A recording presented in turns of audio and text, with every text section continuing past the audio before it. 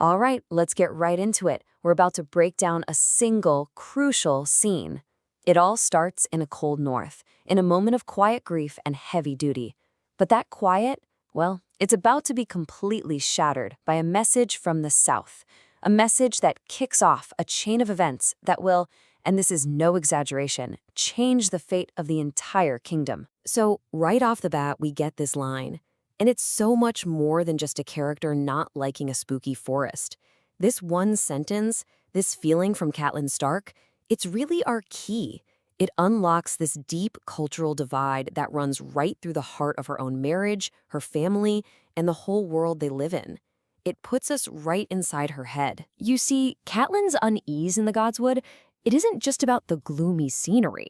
No, it's a perfect window into the very soul of this kingdom and the two competing faiths that define it. To get it, you have to understand where she comes from versus where she is now.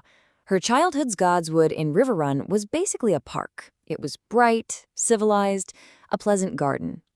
But Winterfell? Winterfell is something else entirely. It's a primeval forest, untouched for 10,000 years.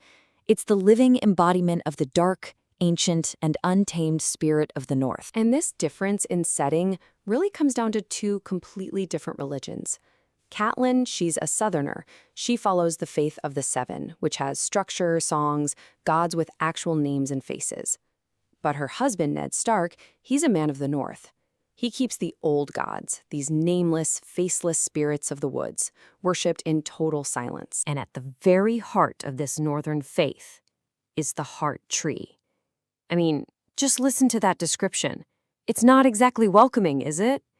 It's got bone-white bark, leaves that look like bloody hands, and this carved face with red, weeping eyes that just seem to watch you. It's seen everything. This tree is the brooding soul of the North. So Catelyn goes into this place she hates to find her husband, Ned. He's there cleaning his sword, which is a ritual for him. And this is where we really see the immense weight on his shoulders, not just as a lord, but as a protector. See, Ned just had to execute a deserter from the Night's Watch. It's his duty, but it's weighing on him. And what's really striking is what he tells Catelyn about the man. He realized it wasn't just cowardice that made the man run. It was a kind of terror so deep, so profound, that it was like nothing could reach him. This is our first real clue that something is going terribly wrong up in the frozen lands beyond the Wall. And this isn't just a one-off problem. The Night's Watch, the ancient order that's supposed to be guarding the entire northern border, they are in serious trouble. They're down to fewer than 1,000 men. They're not just losing them to desertions. Men are going out on patrols and just vanishing. Now, Ned, ever the practical commander, he suspects a human threat. A new king beyond the Wall uniting the wildling tribes. A serious problem, but a conventional one. Catelyn, though, standing in this eerie place, she feels a totally different kind of dread. She brings up darker things, something supernatural. And this is the fundamental conflict between them. Ned is a pragmatist. He just brushes her fears aside, calling them old Nan's stories. Basically, children's scary stories about the others, these mythical ice demons. He insists they've been gone for thousands of years, assuming they were ever real in the first place. And Catelyn's response, it's just perfect. The dire wolf is the sigil of House Stark, right? But one hasn't been seen south of the Wall in hundreds of years. And yet, that very morning, they found one. A dead mother, but her pups were alive.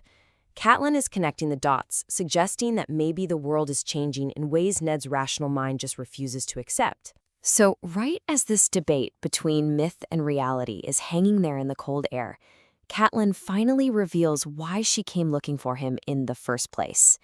She has news from the south, and it's grievous news. Just boom, simple, stark, and absolutely devastating. Jon Arryn, the Hand of the King, is dead. Now, to really feel the impact of this, you have to understand who Jon Arryn was to Ned Stark. This was not just some political ally. This was family in every way that mattered. He was a second father to both Ned and the King, Robert Baratheon. He was the man who literally started a rebellion to protect them from the Mad King. And on top of all that, he and Ned married sisters.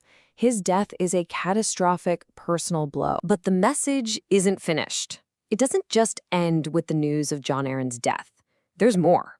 And this next part, it yanks Ned right out of his grief and throws him straight into a political and logistical nightmare. King Robert Baratheon himself is on his way to Winterfell. Now for Ned, after the initial shock, there's a spark of real joy. He's going to see his oldest friend. But for Winterfell, this is a monumental undertaking. You know, a king doesn't exactly travel. The royal party is huge. It's not just Robert and the royal children, it's also the Queen, Cersei Lannister, and her powerful brothers. And that detail, that's a very big deal. Yeah, you can just imagine Ned's smile vanishing when he hears that. He has zero love for the Queen's family, the super wealthy and powerful House Lannister. He feels like they're opportunists who only joined Robert's rebellion at the very end, when victory was basically guaranteed. He literally thinks of their arrival as an infestation. And here we are, right back to that fundamental divide between husband and wife. Ned, despite his issues with the Lannisters, is genuinely happy at the thought of seeing his old friend again. But Catelyn? She feels nothing but dread.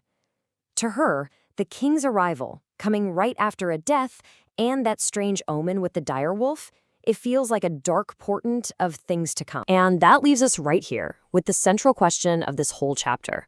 Remember, the symbol of House Stark is a direwolf. The symbol of House Baratheon is a stag. Catelyn just saw a dead mother direwolf with a piece of a stag's antler broken off in its throat. So is that just a grim coincidence, as the rational Ned would want to believe? Or is it a sign, an omen, that the king's visit is going to bring nothing but death and ruin to House Stark? The answer to that question is going to drive everything that happens next.